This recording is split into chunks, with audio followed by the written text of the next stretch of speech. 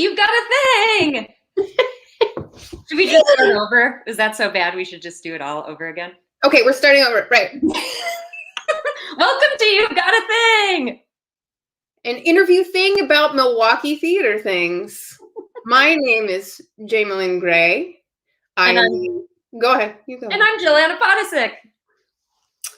Sorry, we had off for the summer. Yeah.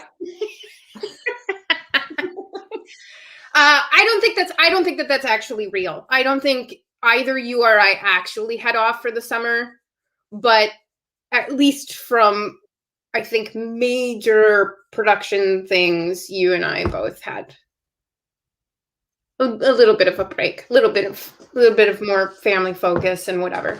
Yeah, and there was a streaming interview break. Except for that one that we did a few weeks back for the Milwaukee Black Theater Festival, which everybody should go and watch that on our YouTube and Facebook channels to find out about that, because that I got to see a couple of performances. It was really great.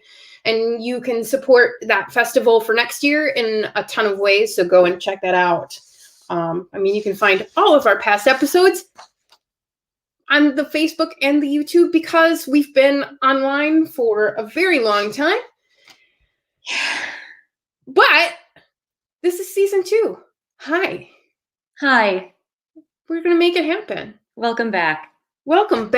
You. What did you do over the summer? So much. I spent almost all the time in the garden.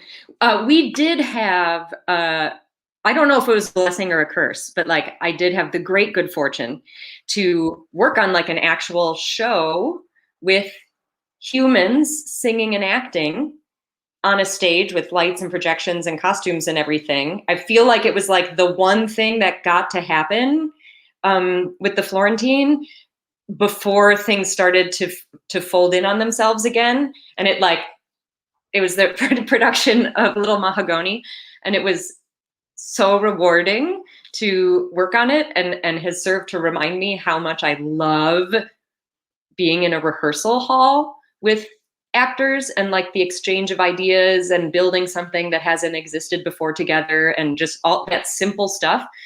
And now it's gone again.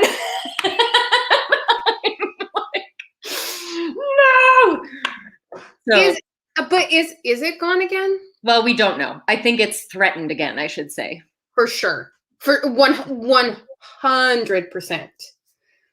For sure. So I spent the summer doing what I spend every summer doing, which is putting the previous season to bed, because we work at warp speed the whole year long.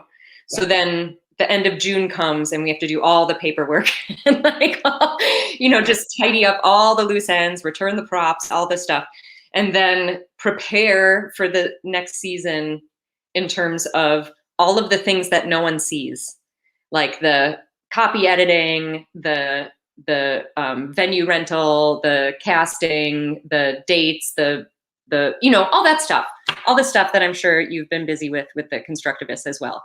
So all the art making that doesn't involve the actual art, which there is a lot of.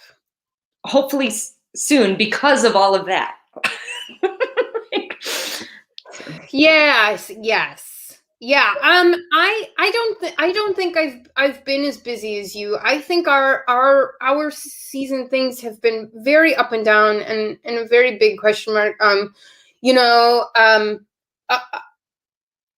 As a lot of people are aware, we tried to our main goal was to bring back the Nether. And we were going to bring that last fall. No. In the spring. No. And then over the summer, things just kind of fell apart on all fronts. And, by the time that we got to, about a month and a half back, it was just time to let it go. And that sucks in a lot of ways, because there was a lot of people who didn't get to see it, and it was an amazing show. But never say never. I mean, 10 years from now, when the Nether is an actual reality, I mean, how amazing will that be? But we did find a replacement piece finally and got the rights Tuesday. So now we're super behind. But so is everybody. So yeah, This is not a normal time of year for season announcements. No, they're happening now.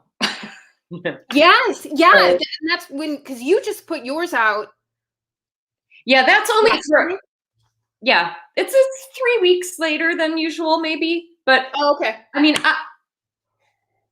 it was, I think, the hardest season to plan of any I've worked on. Harder than last year when the constraints were tighter, but they were so clear. And this year, it feels in some ways like even more volatile. Yeah. And we've got one piece on there, like one rescheduled piece, the only thing that we had to cancel when the pandemic descended. And I feel like I have sent so many emails, like the email trail with this particular cast is so epic at this point, from like the first cancellation to like discussing dates to like moving it a few weeks and then a few weeks or maybe a couple months or like, how about now? It's like we finally got it back on a calendar. And if anything happens to that, like I will be so sad. Yeah, I mean that's basically the same thing that happened to the Nether, is that we just kept emailing and emailing and emailing and emailing it. That is just, and then let it go. But yeah, I mean, that being said, what part, how much of your season is in person? Are you, like, as of this moment in time, how much of your season is in person? Well, I would say about half. Okay. Maybe half. It's a funky season. So like the fully produced shows are scheduled to be live in the spring and summer. Okay. And then we have some more experimental work in the fall and winter. In person or mostly virtual? Mostly virtual, okay, with a little in person. Okay. Outdoors, in person. Okay. We will supposedly be having a show open October 23rd in person in a theater. Not as intimate as we like to be, clearly, because I want actors' butts in people's faces, kind of, yes. There's just something about it when an actor's standing like right in front of your face and you're just there. Can't do that. We just can't do that. So we're following suit with all the theaters that are producing live right now. Like, you have to show your vaccination card, you have to, or have a COVID test within 72 hours, and that's just the way that it's gonna have to be. That's it. Can you talk about the show yet or not yet? I mean, I've got it right here. Can you open the envelope and tell us what it is? Okay. If we can read it as it flies past the screen, then we'll know this. So here's the thing. I have been shot in the foot so much in the past year and a half that we are currently planning on having a season announcement, probably the 20th or something like that, that Monday. That's my thing right now. I am in need of an actor right now because of how this process has occurred. Like, I need an actor right now, and we have to start rehearsals on Monday. Okay, so normal. It's a normal theater situation, I feel. Mm-hmm. If you want to go to theconstructivist.org, if you are interested, if you're 20s, 30s, 40s, male identifying, we need an actor for and I'm looking for a person of color. So that's what we got. Email us. I need a person. The spring show has been booked for a really long time. So like I'm just like ugh.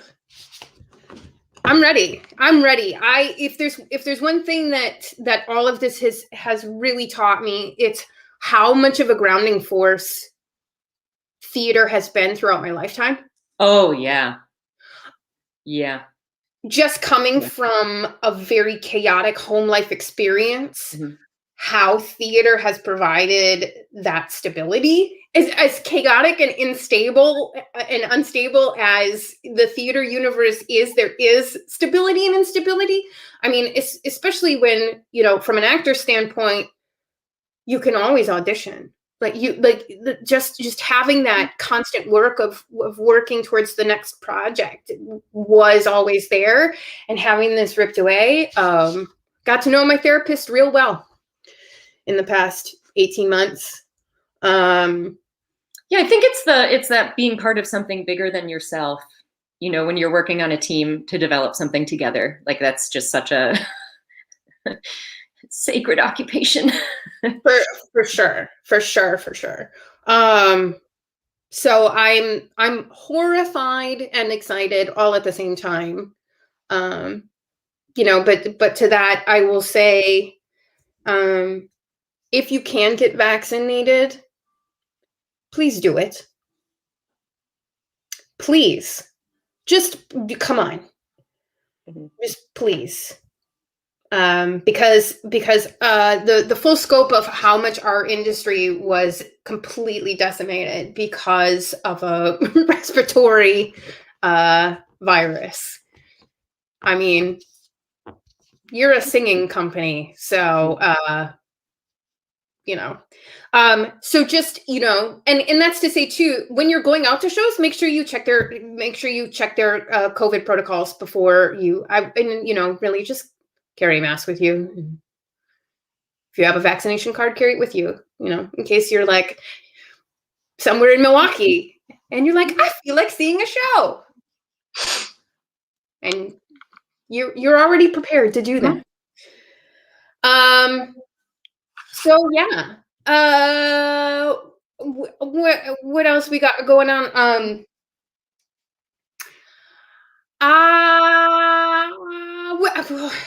In our spare time, in our non-producing time, especially the Theater Alliance has been really busy with all the other things. We pulled together the Milwaukee Theater Standards. Those are available on the website. It really a document about improving the health and wealth and well-being of our artists in our community, and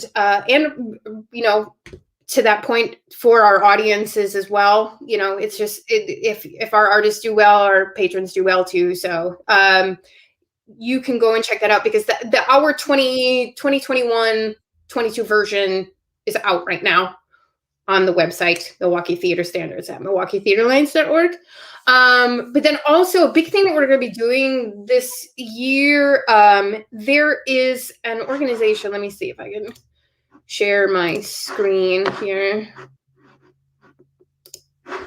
There we go.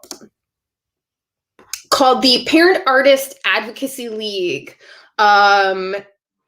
It's an organization that we the Theater Alliance came in contact with probably about 18 months ago or something, maybe 2 years ago, and then the pandemic hit and changed everybody's priorities and all of that. But it's for parent and caregiver artists, and there's a really big push right now, and I'm really thrilled about this as a parent, as you are a parent, about the support the community needs to start providing for parent and caregiver artists.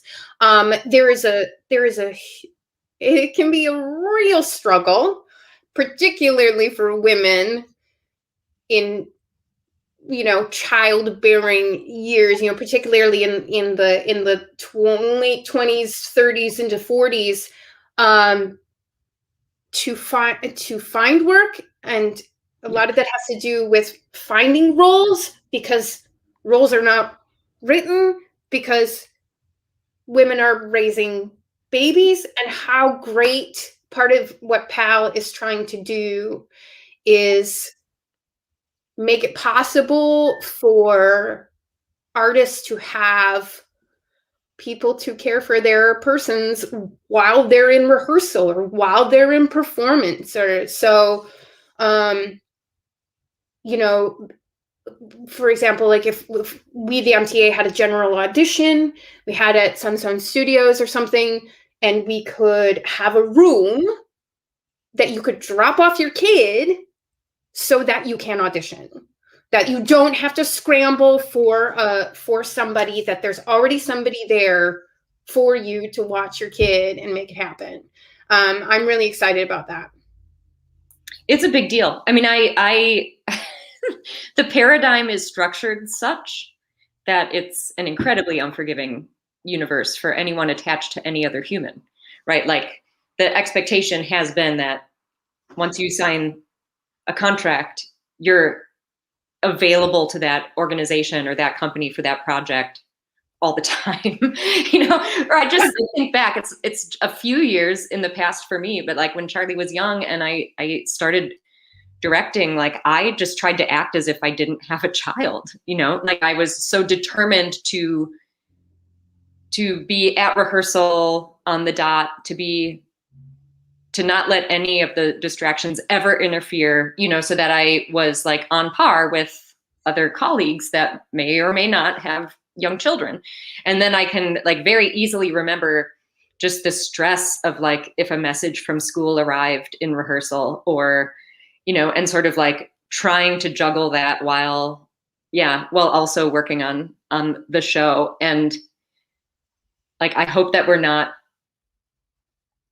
creating those same circumstances for people at Milwaukee Opera Theatre. I hope that we're much more open to people's the fullness of their lives, whatever that involves, and that really we've learned in some of that things can go on just fine with an infant in the rehearsal room. Yeah. Or what? Yeah. So yeah. Yeah. So I obviously had the same experiences. Obviously, Aurora did not exist for a really, really long time. I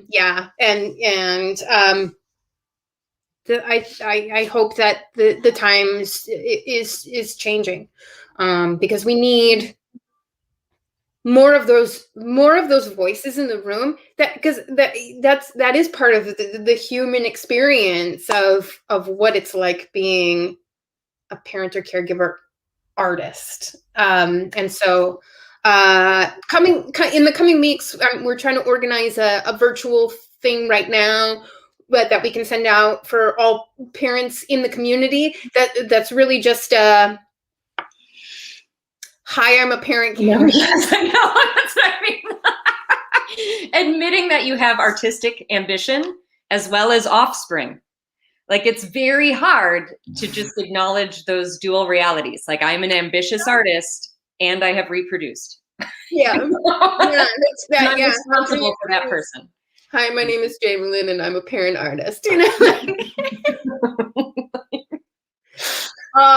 Yeah. So that's gonna be coming up. So follow our social media and get familiar with the website so that you can join in on that. This is all to say I have been planning another program for a really long time, because we end up this. You've got a thing that's supposed to be a half an hour. It's supposed to be a half an hour. Who knew? If you go back and look at all the episodes, it's like 45, 50-minute, type things. And part of that is because so much of what we do are tangled up in conversations like this. This needs a whole conversation all by itself. I need to get a PAL rep to come on and talk about balancing the life of a non-equity artist. I mean, that the parent caregiver thing bleeds into equity for sure. But myself as a perennial non-union person, a lot of that is because I have a special needs person. A lot of it, like you can't, like, hey, Aurora's dad, can you watch Aurora while I go do pilot season in Los Angeles? My heart just cannot handle that kind of crap.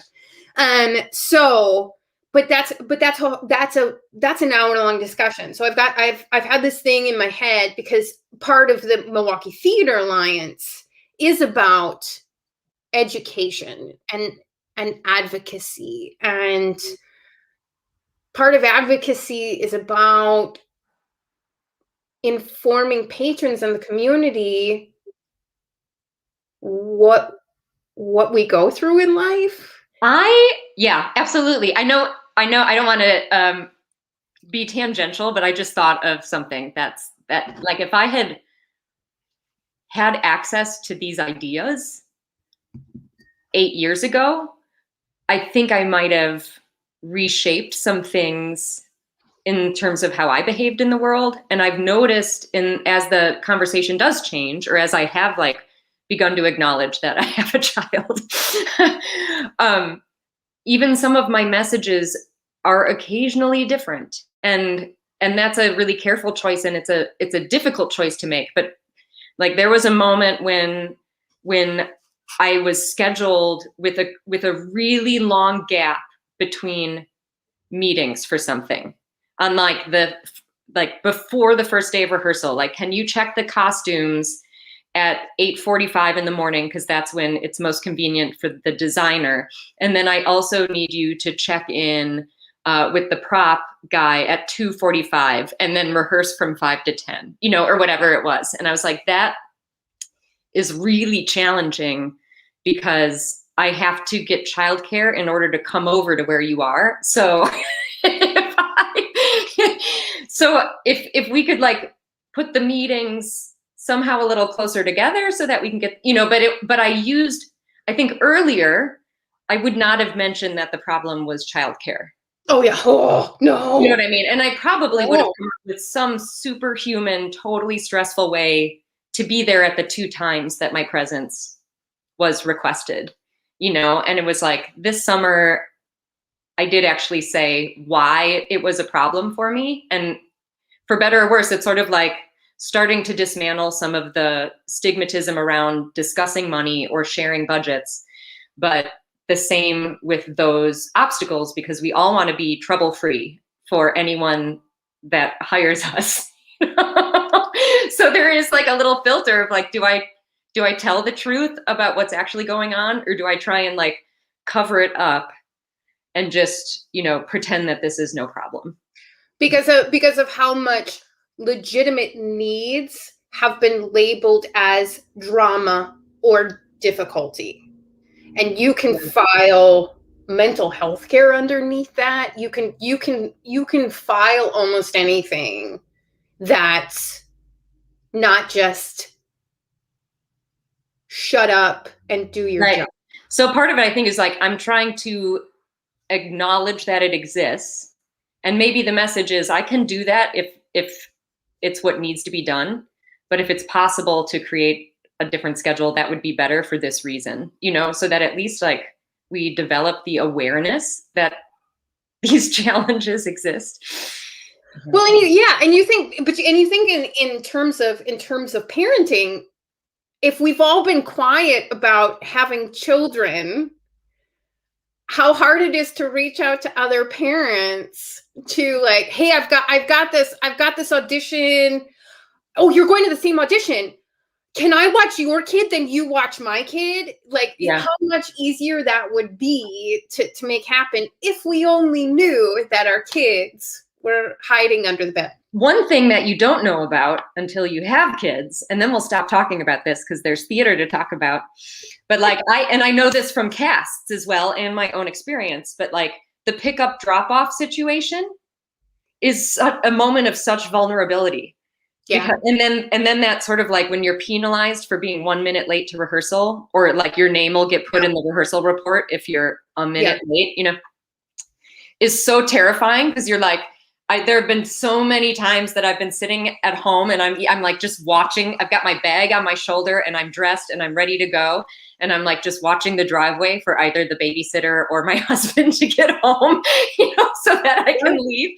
And it's like, you can't leave for rehearsal or performances until you've got your kid taken care of. And sometimes it's not up to you to do that. And there's just like, so some of it is just building a little bit of a understanding for some of the processes that people have to go through just to make themselves available to attend a rehearsal.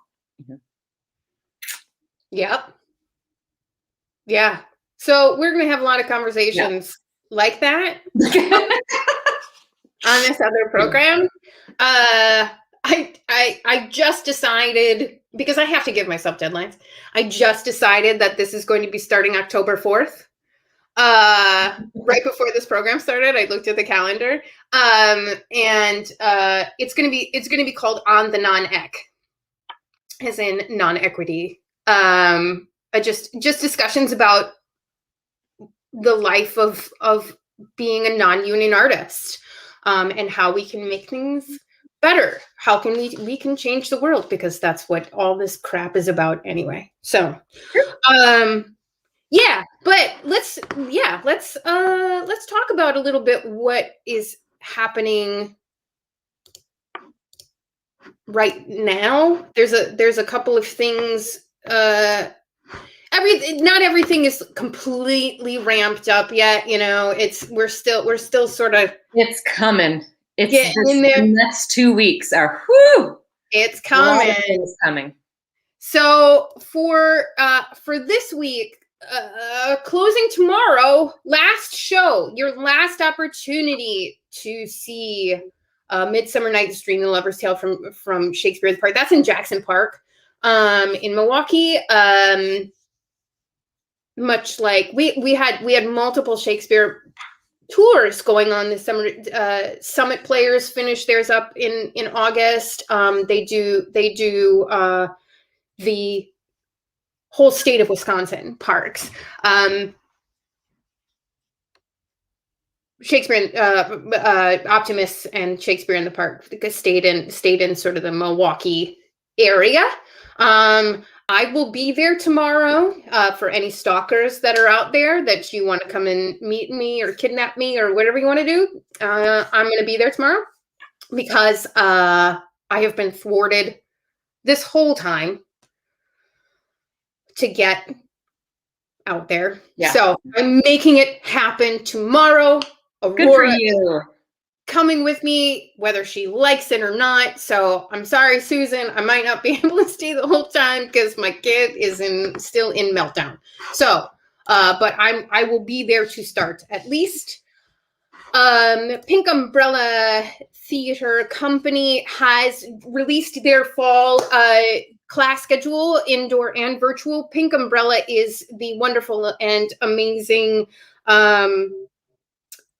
company for persons who identify with a disability, mental, physical, the whole nine. Amazing class schedule with nonverbal storytelling, improv, movement, building characters, acting. I mean, the whole shebang. So you can go to Pink Umbrella Theater. That's in ER.org. I forgot to say that Optimist Theater, Shakespeare in the Park is free. Shakespeare Theater in the Park.org. So that's that for those two. I think this is 53212 presents his last weekend for Densitaria. For now. For now. Just a real fun program that they do. It was virtual for a little bit. I think you can go to in person now. You could, because they do ask for some entry fees for that. It's really inexpensive, but it's really to keep 53212 Presents going, because they're also another amazing organization focused on specifically the 53212 area code and providing opportunities and rental space and all of that within that area code. So you can go to 53212presents.org for that. And then we had some season announcements. There's a Milwaukee Opera Theatre. I know that one. Yeah. I don't know. Did you want to say anything extra other of what we've already sort of covered on? What are the pieces? Well, yeah. Do you want to know? I mean, only you want to know, Jaimelyn. I do. The first piece. I kind of already know, but whatever. All right, fine. The first piece we're doing is a collaboration with the Decameron Opera Coalition. And this year, the coalition, the 8 indie companies across the country working together, are exploring the idea of what heroism means in America, how it's been defined in the past, and how maybe it ought to be defined in the future. And each company is looking at that from a different perspective. And Milwaukee Opera Theatre decided to partner with Tricklebee Cafe on 45th and North, which is a pay-what-you-can plant-based cafe that serves. Yeah, it's amazing. Like, it's been an amazing experience. It's been the highlight of my summer to just hang out there and get to know the cafe, the neighborhood, the staff better. And we commissioned Britt Nicole and Ms. Lotus Funk to hang out with us and then write a piece inspired by the experience of getting to know Tricklebee. And then we filmed it with Sam Organi over a few days in August, and that'll go live October 1st. And so everybody in the video is staff from Tricklebee. And we'll do a free screening. So everybody who, many of the artists who worked on the film are individual artists in Milwaukee in their own right. And so they're putting a concert of their own work together on October 17th in the empty lot next to Tricklebee. So that's our live event. And so that's like Britt doing her spoken word and Dana doing a music set. One of the founders of Tricklebee is a singer-songwriter, so he's doing a set of music. Classic's going to do a set. And then we're going to film the movie that we made together for free on the wall of the building. So there's a way to see it for free on the 17th of October. And then in December, from October to May, so all year long, we're working on something called the ARIA Project, which is 8 miniature commissions to artists in Milwaukee.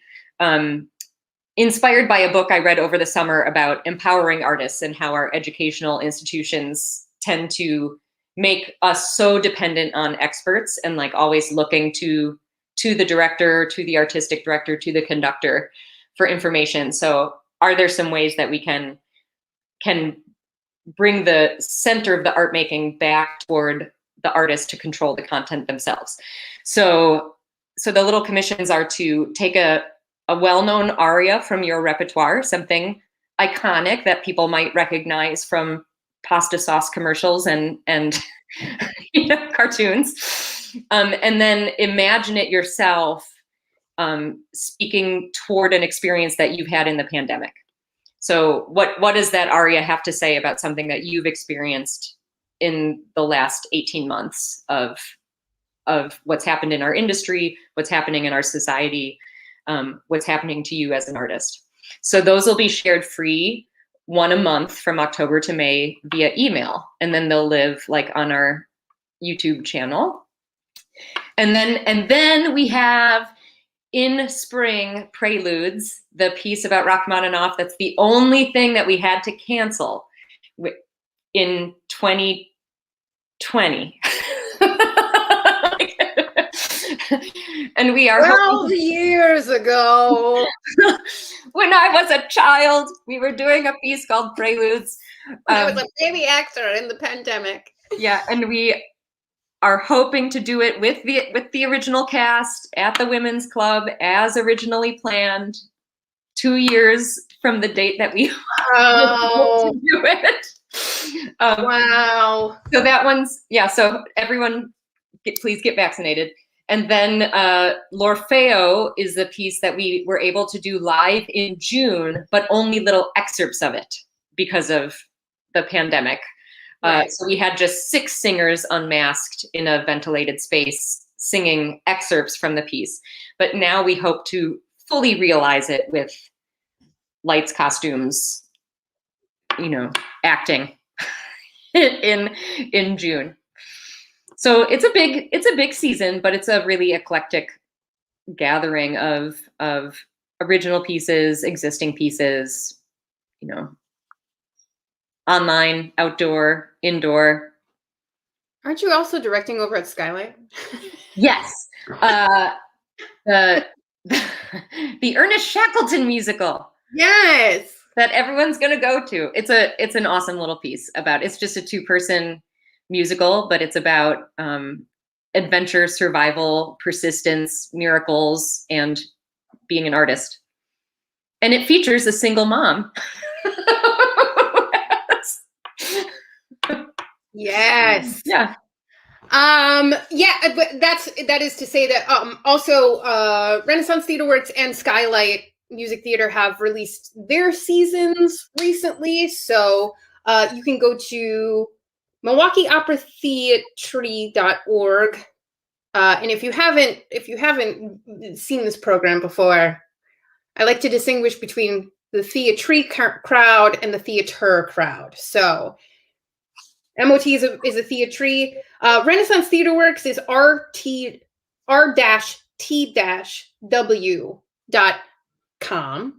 And then Skylight is skylightmusictheatre.org. Check out this. We are trying so hard to be back. We are trying so hard to be back. Get vaccinated. And then the last thing that I want to say about things that are happening right at this moment in time. Imagine MKE is a great organization. They lend us to this amazing platform to produce this show, which I am eternally grateful for, because they've made it so easy for me. If you are an artist or creative in Milwaukee, you need to go and fill out this survey. You can go to imaginemke.org and right on the navigation, it says Artisan Creative Survey. It's only going to take you about 15 minutes.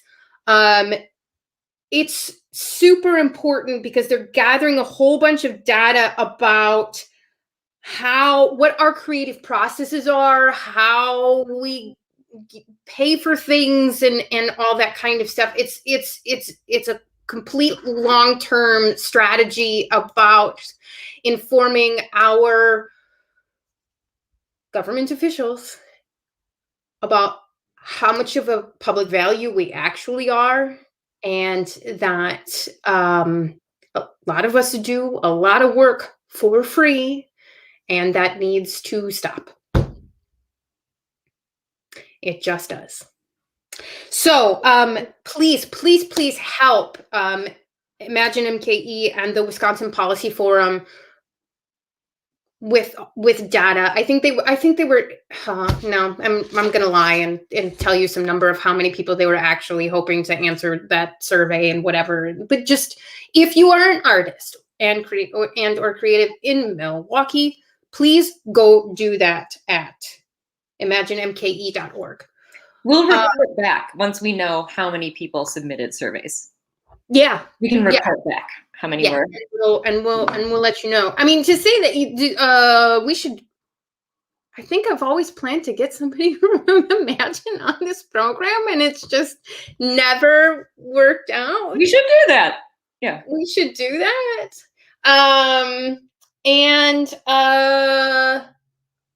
Also, one last thing before we get out of here, I'm looking for new music. What I'd like to do on our outro here, when I just run over some of the email addresses and things, is to get more local music from local artists to feature in the last little bit. Put their website information out there, because I've been using Cullah for a really, really long time, and I love his stuff. but he's gotten a lot of press from us. So I would just like to weekly get a new artist to feature on our outro and just introduce people to Milwaukee people. So if you have friends who are musicians in Milwaukee, send them our way. You can go to MilwaukeeTheatreAlliance.org and find out contact information over there, and we'll get them on our program. I love that. You will be back the 24th or so to talk about the MOT's first project in greater detail. Yeah. Here we go. We're back-ish. We're back-ish. Because nothing is really for certain right now. If I can find an actor and the Constructivists do start rehearsal next week, it'll be virtual until we start some in-person stuff a little bit later. That's just to make the transition over here a little bit easier. Yep. We've all been out of work for about 18 months. I think it's going to be quite a shock to my husband and child once I leave the house again. Yep. Yeah. I had to say to them last night, because I've asked this entire pandemic for just help. Can you guys just put your stuff in the dishwasher? Can you two just put your stuff in the dishwasher? And they do it for what, 3-4 days, and then it goes back to mom can do it. And so I had to sit down at dinner and have a talk with them last night about now I know that I know I've been around for 18 months, but that's going to end real quick here. So maybe you all want to put stuff in the dishwasher. You know what I'm saying. So yep. Yeah, I have to be honest and say that I'm not at all. I have no joy or excitement, because I think these past 18 months have really made me numb in a lot of ways. But I hope to get back into it, and I'm sure you feel the same way, to just one foot in front of the other, and that's all we can do. Yeah, one day at a time. One day at a time. But we will be back next week with a new guest. And welcome to season 2. And then I am hoping to do this live in person. Get out of this. Not to say that we're not going to provide online, but I mean, like, online from a location. We're talking to Sunstone Studios about doing it there from downtown, right across the street from the Rep. And, as people are walking by, and we'll be there with headphones and microphones and, old school NPRing it from the window of Sunstone Studios. Put the on-air sign in the window, and you've got a thing, and yeah. I have dreams. Very theatrical. I have dreams. Mm-hmm. But we'll see you next week. Thank you for those who are out there. If you've got artist friends, always refer them to these things. And if you know somebody who wants to be on the program, we'll get them on the schedule. It's, MTA companies first, but then we sort of reach out to the rest of the community, and then the rest of the artist community, like dancers and musicians and everything after that. So, but thank you. Yeah. Good to see you, Jaimelyn. It's always great to see you. We actually got to see each other in person. We did, at a beer garden. I didn't drink anything because I don't do that, but